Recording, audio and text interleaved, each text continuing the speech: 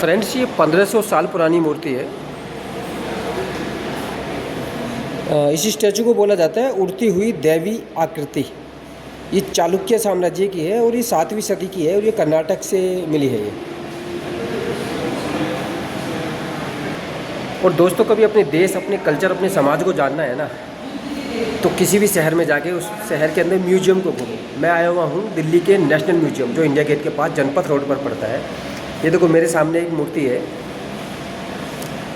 ये देखो, ये जो स्टैचू है यह 7वीं शताब्दी का। 7वीं शताब्दी का मतलब है लगभग अब से 1400 साल पुराना।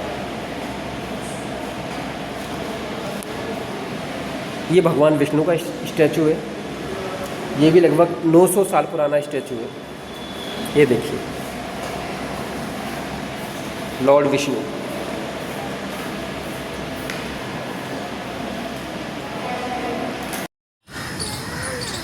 नेशनल म्यूजियम दिल्ली के अंदर ये 15वीं शताब्दी की ये मूर्ति है, लगभग 550 साल पुरानी। विजयनगर साम्राज्य से संबंधित है ये विजयनगर साम्राज्य की 15वीं शताब्दी की मूर्ति है।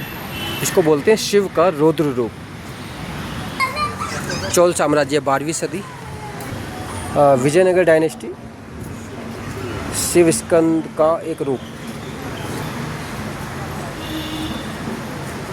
1000 साल पुरानी स्टैचू। नटराज की मूर्ति,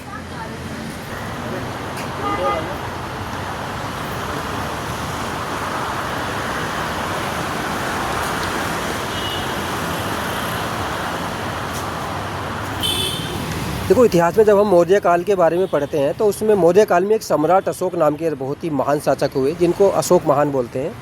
तो उनके समय में कुछ राज घोषणाएँ हुई, 14 राज घोषणाएँ। तो मैं आपको जो रियल लिपि है ना लिखी, वो दिखाता हूँ नेशनल म्यूजियम में।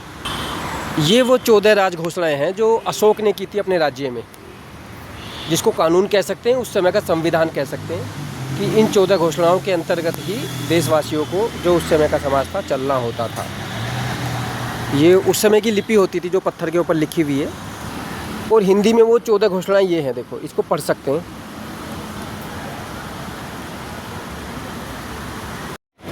ये जो सामने आप ये पीतल या तांबे का कलश देख रहे हैं ना, ये बहुत ही पवित्र और शुद्ध कलश है। इस कलश के अंदर जलियांवाला बाग में जो जनरल डायर नाम के एक राक्षस ने फायरिंग का आदेश दिया था और उसमें हमारे देश के हज़ारों लोग मारे गए थे, उनकी अस्थियां, उनकी मिट्टी के कण इस कलश के अंदर रखे गए हैं। मैं आया हुआ हूँ दिल्ली के नेशनल म्यूजियम में, ये आप पढ़िए इसको। और फिर ये कलश, इस कलश के अंदर हमारे जो देश के वीर सपूत शहीद हुए थे, उसमें 13 अप्रैल 1919 के दिन जलियांवाला बाग हत्याकांड में, जिसमें राक्षस जनरल डायर फायरिंग का ऑर्डर दिया और लगभग 1000 से ज़्यादा हमारे भारतीय मारे गए, उनकी मिट्टी के कण इसके अंदर हैं। तो इसको देखो और इस कलश को प्रणाम करो।